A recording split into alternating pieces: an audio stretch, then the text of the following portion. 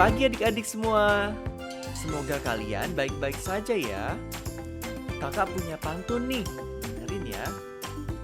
Baju baru berwarna ungu, dari ayah untuk diriku. Apa kabar adik-adikku? Semoga kalian sehat-sehat selalu. Sebelum kita memulai ibadah KKK hari ini, yuk mari kita persiapkan hati dan pikiran kita ya adik-adik. Let's go!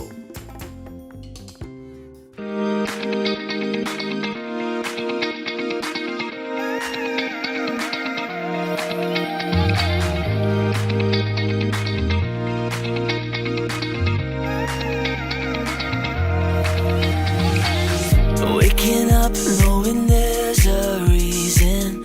All my dreams come alive. Life is for living. With you, I've made my decision. You lift me up, fill my eyes with wonder. Forever young in your love, this freedom's untainted. With you, no moment is wasted. See the sun now bursting through the clouds, black and white turns to color all around. All is new in the Savior I have found. This is living now.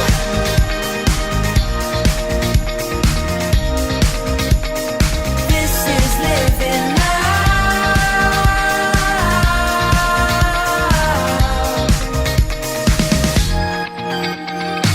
You lead the way, guide you right beside me. In your love I'm complete. There's nothing like living with you. This life you created, I choose.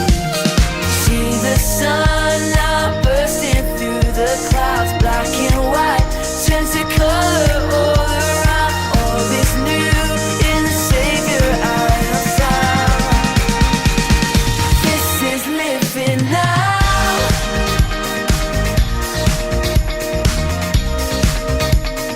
This is living now.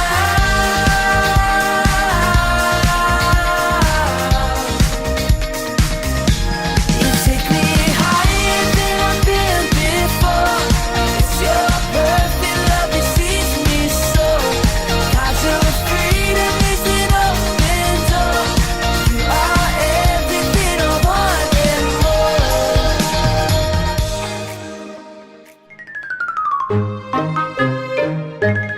Selamat pagi adik-adik semua, apa kabar? Kak Agnes harap kalian semua tetap sehat ya. Sebelum Kak Agnes memulai kisah tentang firman Tuhan hari ini, kakak mau menghimbau adik-adik semua untuk jangan lupa jaga kesehatan. Kalau mau keluar harus pakai masker ya adik-adik, seperti ini. Nah, habis bepergian, adik-adik harus segera mandi dan jangan lupa untuk membersihkan barang-barang adik-adik yang dari luar. Dengan begitu, kesehatan kita tetap terjaga dan kita bisa terhindar dari virus COVID-19. Nah, kali ini kita ada di minggu kedua di mana kita masih membahas tema yang sama, yaitu The King Series. Bagaimana setiap minggunya kita akan belajar dari karakter para raja yang tertulis di Alkitab di masa mereka memimpin dan membawa kemuliaan bagi nama Tuhan. Namun sebelumnya, Kak Agnes mau ajak adik-adik semua untuk berdoa. Yuk, mari kita berdoa bersama. Bapa di dalam surga, kami mengucap syukur Tuhan untuk pagi ini. Tuhan masih bangunkan kami, memberikan kami nafas kehidupan dan memberkati kami. Dan saat ini Tuhan, kami juga bersyukur kami bisa beribadah lewat YouTube Tuhan. Kami mau mendengarkan firman Tuhan. Tolong kami Tuhan untuk dapat mengerti apa yang ingin Tuhan sampaikan pada pagi hari ini. Dan biarlah firman Tuhan dapat bertumbuh di dalam hati kami dan hidup kami Tuhan. Dan kami mau untuk melakukan seperti apa yang Tuhan perintahkan kepada kami melalui firman Tuhan.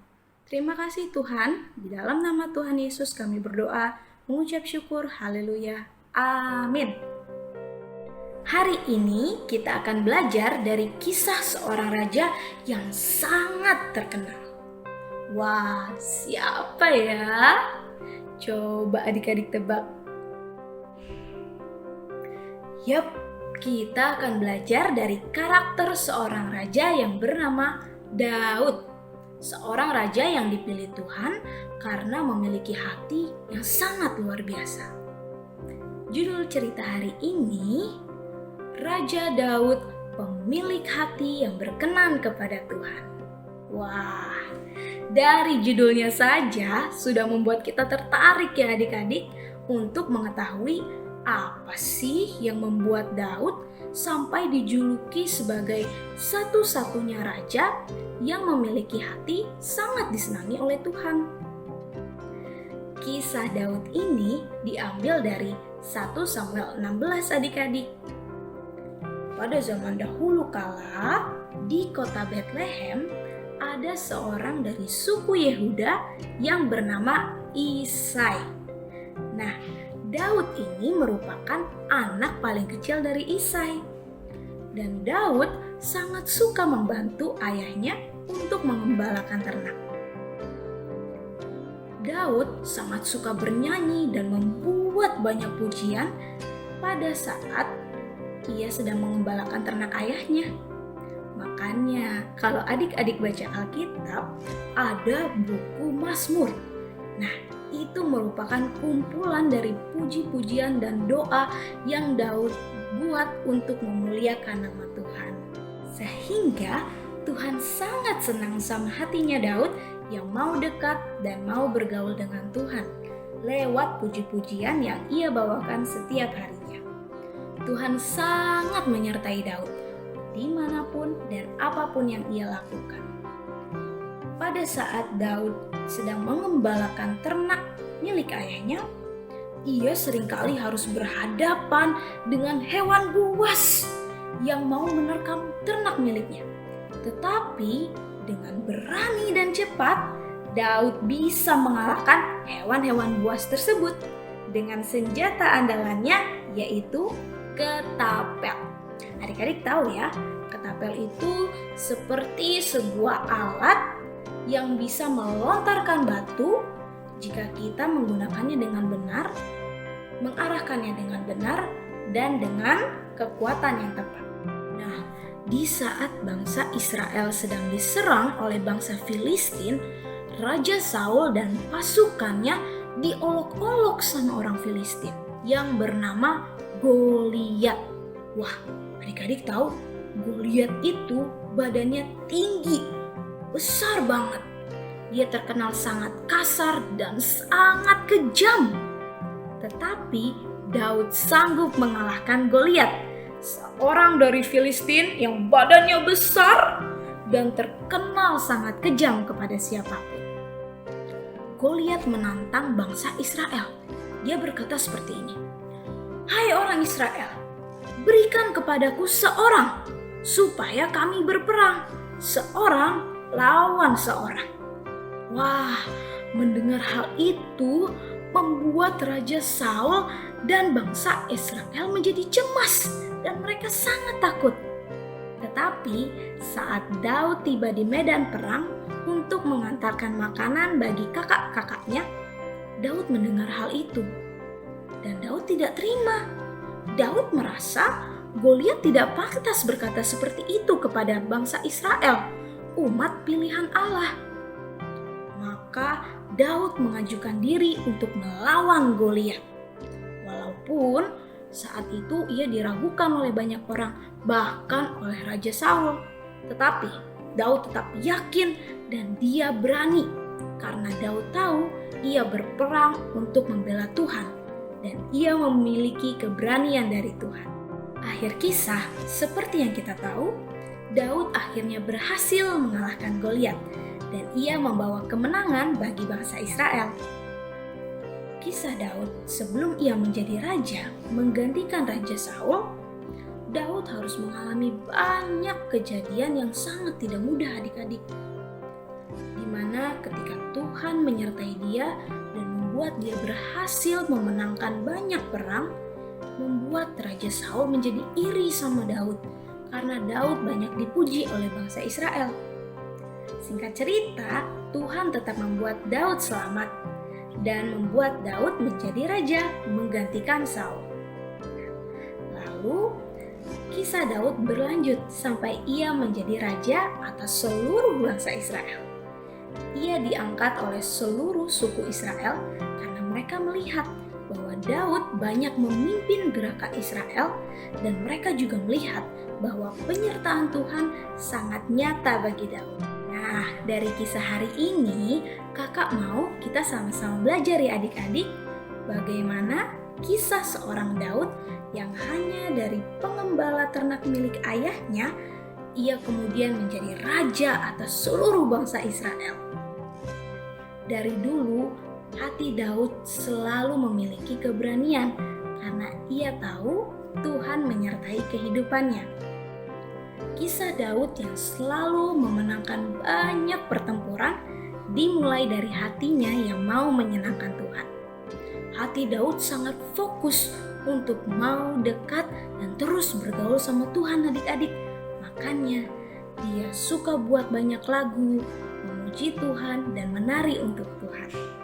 Dari sini kita belajar sebuah karakter Daud yang selalu mau dekat sama Tuhan sehingga ia menjadi Daud yang pemberani. Dan dari keberaniannya itu membuat dia menjadi pemimpin yang mengagumkan bagi bangsa Israel. Hari ini, seberapa adik-adik mau belajar dari Daud yang punya hati mau terus dekat sama Tuhan, punya hati yang selalu memuji Tuhan saat beribadah, misalnya bernyanyi dan menari untuk Tuhan. Karena dengan kedekatan yang kita miliki dengan Tuhan, Tuhan akan kasih kita keberanian untuk melewati berbagai macam hal, walaupun itu terlihat sulit adik-adik. Meskipun adik-adik bisa dibilang masih kecil, tetapi Daud yang lebih kecil dari Goliat bisa loh mengalahkannya karena Tuhan menyertai Daud. Misalnya, saat adik-adik diminta menjadi pemimpin regu atau kelompok, adik-adik merasa ini sulit. Aduh, gak bisa nih. Nah, adik-adik mau tidak percaya dan berdoa kepada Tuhan, minta keberanian sama Tuhan, supaya adik-adik bisa menjalankan tanggung jawab yang sudah diberikan, yaitu menjadi pemimpin yang baik dan benar. Yuk adik-adik, kita terus semangat untuk memuliakan Tuhan.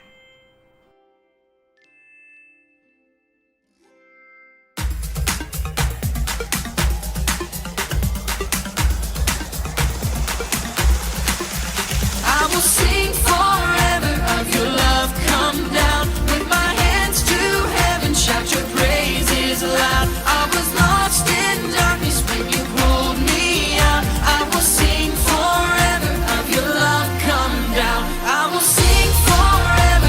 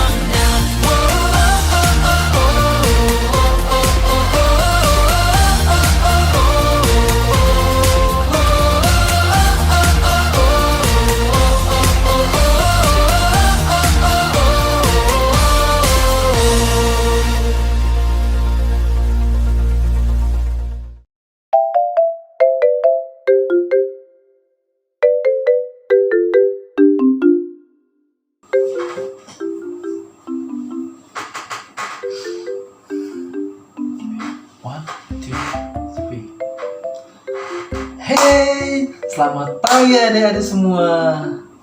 Wow, sungguh firman Tuhan yang sangat luar biasa ya. Kakak yakin kita semua pasti bisa belajar dari karakter Daud. Seorang yang selalu mau menyenangkan hati Tuhan, yang selalu mau dekat dengan Tuhan.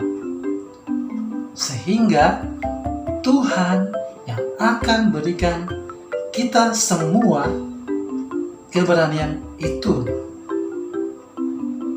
Nah, kita akan menutup ibadah ini. Untuk itu mari kita berdoa bersama-sama.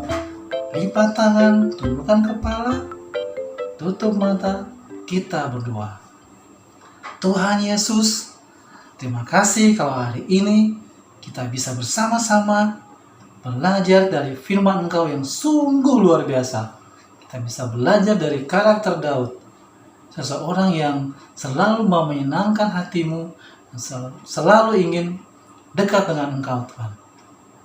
Tuhan, berikan kami keberanian itu untuk melakukan hal-hal yang benar di hadapan Engkau, Tuhan.